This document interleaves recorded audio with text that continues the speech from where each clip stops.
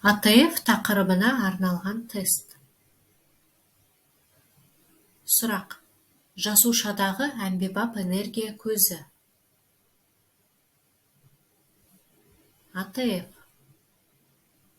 Қаңқа бұлшықеттеріндегі АТФ мөлшері. 0,2-0,5%.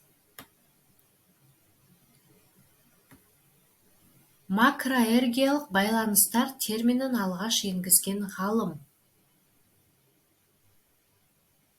Липман. Липман мына белгімен нені белгіледі?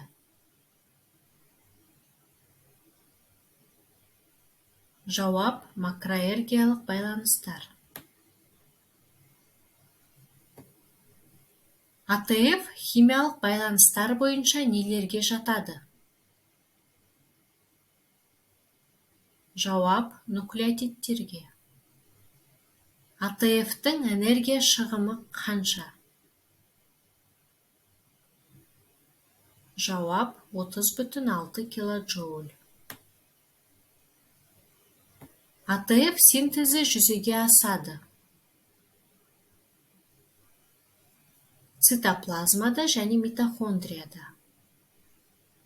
Глюкозаның ыдырауы. Гликолиз.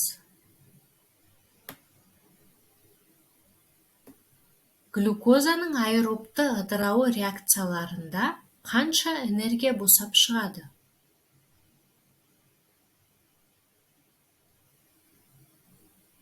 Жауап: 2600.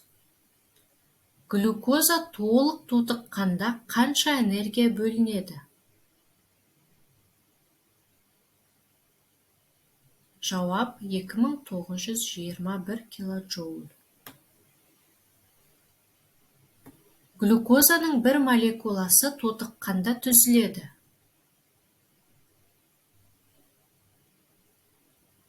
38 АТФ. Глюкозаның анаэробты ыдырауы жүреді.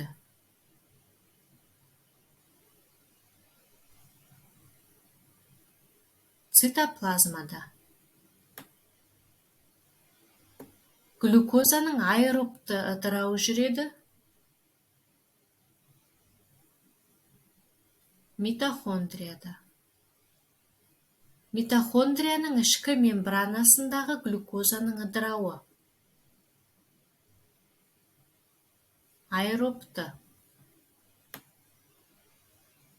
Глюкозаның аэробты ыдырауының негізгі екі тізбегі. Кребс циклы және тыныс алу тізбегі. Жауабымызды тексереміз.